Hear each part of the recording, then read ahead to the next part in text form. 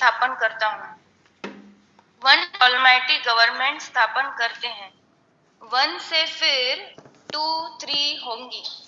बाबा कहते हैं वन, मैं तो वन स्थापन करता हूँ, फिर आप सभी क्या करते हो? 2, 3, 4 सब स्थापन करते हो। अभी कितने धर्म हैं? अच्छा, फिर जरूर वन धर्म आना चाहिए। 5000 वर्ष की बात है।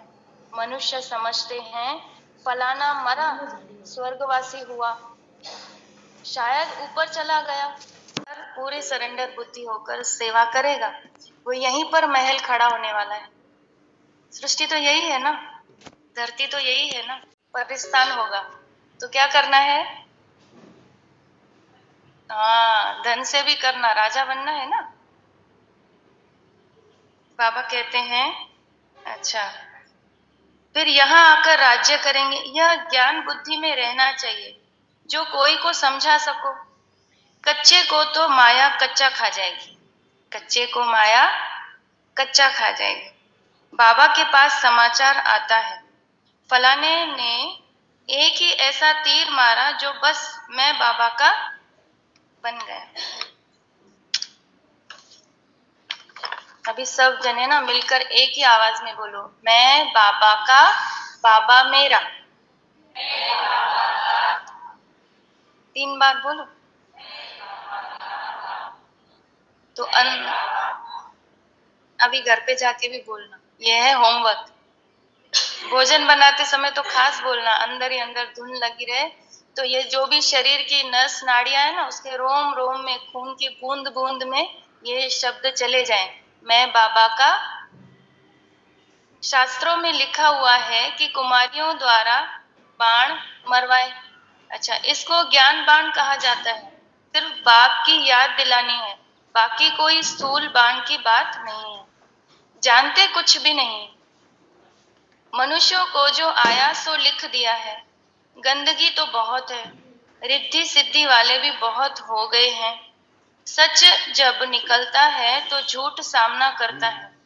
अब तुम समझते हो कि शिव बाबा है निराकार और यह ब्रह्मा है साकार, बाकी नाभि आदि की कोई बात ही नहीं है। झूठ के कारण सच को मनुष्य समझ नहीं सकते। आजकल झूठे जवाहरात भी ऐसे फर्स्ट क्लास निकले हैं जो सच छिप गया है। सच कहाँ छिप गया है? अलमारियों में। सच कहाँ छिप गया है? अलमारियों में। और झूठ गले में घूम रहा है। अच्छा, बाबा कहते हैं तुम किसको सच सुनाते हो तो जिसे मिर्ची लगती है। किसी को सच बोलते हैं तो बोलते हैं ना, इसको सच बोलो तो इसको झट मिर्ची लग जाती है। तो हम बाबा का ज्ञान जब देते हैं, अगर किसी को डायरेक्ट बोलना नहीं, अगर बोला कि विनाश तो होना है तो उनको मिर्ची लग जाती है। तो तुमको क्या करना है? अभी के तो इतने बाल बच्चे महल माड़ी पर खड़े हैं, तो बोलेंगे अरे हमारा ये सब खत्म हो जाएगा, तो मिर्ची लगती है। अरे मोस्ट बिलवेड, अच्छा मोस्ट बिलवेड का मतलब पता है सबको? बाबा बार बार बोलते हैं ना, मोस्ट बिलवेड। मोस्ट माना अति, बिलवेड माना अति प्रिय। ठीक है, मोस्ट बिलवेड माना अति प्रिय, जो बहुत प्रिय होता है ना उसको बोलते हैं। अरे मोस्ट बिलवेड बाप से तो वर्षा लेना है, वह फिर सर्वव्यापी कैसे होगा? सर्वव्यापी का तो कोई अर्थ ही नहीं निकलता। गॉड फादर स्वर्ग क्रिएट करते हैं तो हम स्वर्ग के मालिक होने चाहिए ना। फिर इतने कंगाल क्यों बने हैं? इतने कंगाल इसलिए बने हैं क्योंकि हमारे विचारों में वो शुद्धि रही नहीं, इसीलिए हम कंगाल बन गए। अभी भी अगर आपको बैठे बैठे है ना साहूकार बनना है, तो अपने संकल्पों को इतना श्रेष्ठ बनाते जाओ, तो कंगाल से क्या बन जाएंगे? हीरे तुल्य बन जाएंगे। तो ये हमारे संकल्प क्या है पता है क्या? हीरे समान है।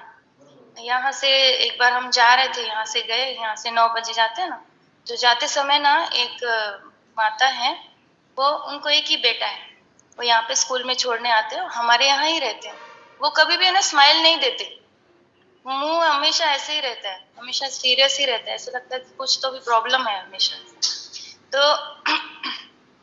ऐसे ही मन में आया कि चलो, ऐसे आया भी नहीं, मन में आया कि इसके चेहरे पे बहुत सुंदर मुस्कान आ रही है, ऐसे सोचा। और ये ना बहुत शक्तिशाली है, बहुत अच्छी है। क्या बोला? आप बहुत अच्छी हो और आपके चेहरे पे मुस्कान आ गई है। ऐसे सारा दिन ये हंसती रहती है, खुश रहती है ऐसा।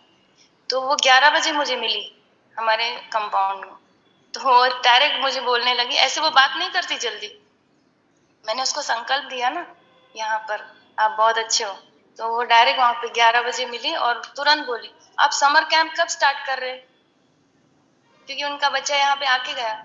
मैंने बोला हम करेंगे मई के 1 से 13 के बीच में हम करते हैं। तो दीदी जी का बर्थडे भी रहता है, तो उस दिन प्राइज डिस्ट्रीब्यूशन रहता है और ऐसे करके मैनेज करेंगे, आपको बुलाएंगे। बोले आप जैसा समर कैंप ना कोई नहीं लेता, बाहर 2000 2500 ले रहे हैं, लेकिन आप जो लेते हो ना वो कोई लेता नहीं, और वो वैसी बातें ही नहीं बताते जो आप बताते हो। ये बहुत गहरी बातें होती हैं जो कोई कोई समझता है। ऐसी सारी बातें बोलने लगी, पर मैं ये सब तो हम जानते हैं सभी बातें, लेकिन मैं सिर्फ उसी को देख रही थी कि देखो मैंने बीज डाला, यहाँ पर जाते समय बीज डाला, तो कैसे वो माता बोलने लगी। ऐसे वो जल्दी बात ही नहीं करती, तो बीज डालते जाओ। कैसा बीज? जरूरी नहीं है जाते से ही किसी को बोलो आत्मा परमात्मा ड्रामा और कर्म की कोई गति, ये सब कुछ आप बताने से पहले ना घबराओगे कि अरे उसका मूड तो ठीक हो पहले। ऐसे बताने से पहले हम सोचते हैं ना कि मूड ठीक नहीं है, क्या आत्मा बताए। तो क्या बोलना है मन में? आप बहुत अच्छे हो। आप एक बार बोल के देखो, ये बीज आप बो दो एक बार, देखो आपको वो सामने से आकर बोलेगा, कुछ ना कुछ तो बोलेगा। आप कहाँ जाते हैं आपको खुद पूछेगा। तो बीज क्या बोना है? जाते समय कोई भी मिले ना यहाँ से रास्ते से, कुछ नहीं बोलो, बाबा की याद में रहो और सकाश दो आप बहुत अच्छे हो।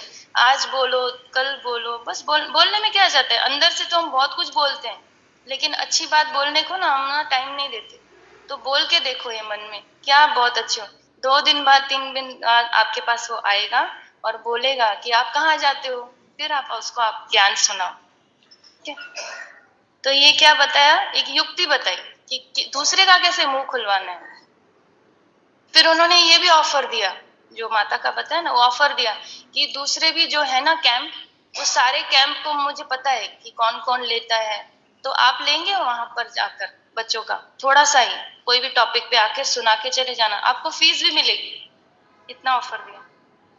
बाबा कहते हैं कि ऐसे बीज बोते रहो, सुंदर बीज बोते रहो और बीज डालते जाओ। धरनी जब बारिश होगी ना, जब उसकी स्थिति बनेगी, बारिश में ना उसकी स्थिति बनेगी ना, तो वो फलीभूत होगा। हम हमेशा घबराते हैं कि किसी को मैं डायरेक्ट कैसे बोलूं आप आत्मा हो, है ना, क्योंकि पहले पहले तो हम आत्मा का ही शुरू करते हैं ना। तो शुरू करना है आप बहुत अच्छे हो। समझो महफिल लगी है, सबने बहुत सुंदर सुंदर साड़ियां पहनी है, और किसी ने आकर स्टेज पर किसी एक के लिए बोल दिया कि आप बहुत सुंदर हो, आप बहुत अच्छे हो, तो उसको कितना गर्व महसूस होता है कि अरे इतने सब में से मुझे अच्छा बोला। तो ऐसे ही किसी को भी अगर आप दिल से वृत्ति वृत्ति ऐसी हो कि सबके लिए ना यही बोलना है आप बहुत अच्छे हो, तो उसको अच्छा लगेगा मन से। बाबा कहते हैं सर्वव्यापी का तो कोई अर्थ ही नहीं निकलता। गॉड फादर स्वर्ग क्रिएट करते हैं तो हम स्वर्ग के मालिक होने चाहिए ना, फिर इतने कंगाल क्यों बने हैं। हम बाप के बच्चे हैं तो स्वर्ग के मालिक क्यों नहीं है।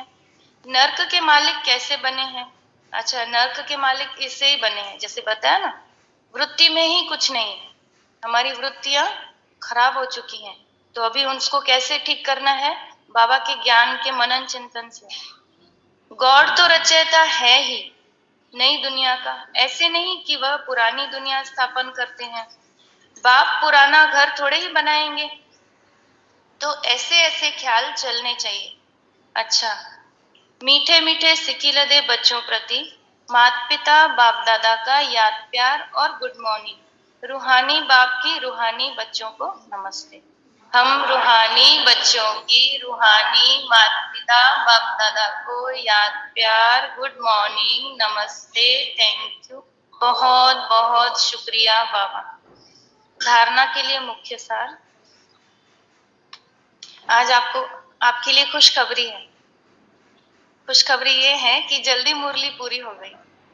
और नहीं, ये बात तो है जल्दी मुरली पूरी हो गई, लेकिन क्या करना है, जो आप चाहते हो ना कि मुरली के बाद हम 10-15 मिनट योग करें, तो वो आज आपकी आश पूरी हो जाएगी। अच्छा, पहली पॉइंट, माया के विघ्नों से डरना नहीं है।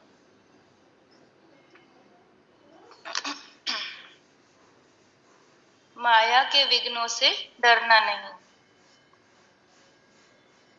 बाप की याद से सब विघ्नों को हटा देना है।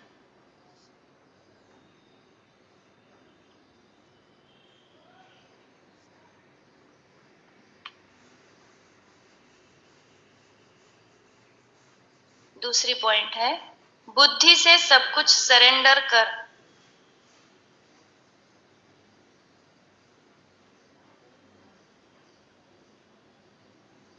अशरीरी बन बाप को याद करना है।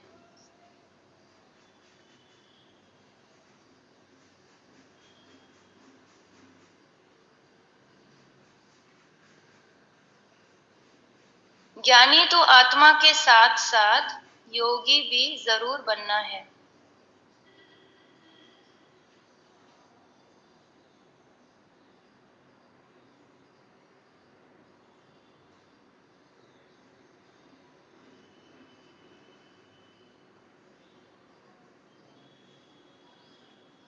वरदान है, मेरेपन की स्मृति से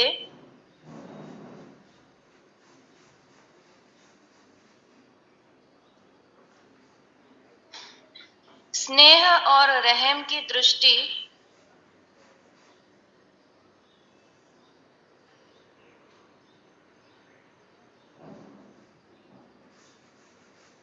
प्राप्त करने वाले समर्थी संपन्न भव।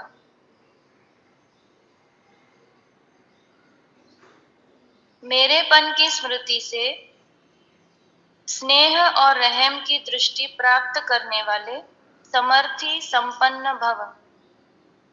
विस्तार बताया, जो बच्चे बाप को पहचान कर दिल से एक बार भी मेरा बाबा कहते हैं, तो रहम के सागर बाप दादा ऐसे बच्चों को रिटर्न में पदम गुना उसी रूहानी प्यार से देखते हैं। रहम और स्नेह की दृष्टि उन्हें सदा आगे बढ़ाती रहती। यही रूहानी मेरेपन की स्मृति ऐसे बच्चों के लिए समर्थी भरने की आशीर्वाद बन जाती है। बाप दादा को मुख से आशीर्वाद देने की आवश्यकता नहीं पड़ती, लेकिन सूक्ष्म स्नेह के संकल्प से हर बच्चे की पालना होती रहती है। देखो, सूक्ष्म स्नेह के संकल्प से बाबा हमारी पालना कर रहे हैं। बाबा कभी आकर सामने आ गए क्या बोलने के लिए कि आप बहुत अच्छे हो? तो आपको कैसे सूक्ष्म पालना देनी है सबकी? ऐसे देनी है। अपनी वृत्ति को श्रेष्ठ बनाना है। वृत्ति पे काम करो। वृत्ति पे काम करेंगे ना, सब ठीक हो जाएगा। स्लोगन है, जो बाप के प्यारे हैं उनका अन्य किसी व्यक्ति जो बाप के प्यारे हैं उनका अन्य किसी व्यक्ति व वैभव से प्यार हो नहीं सकता।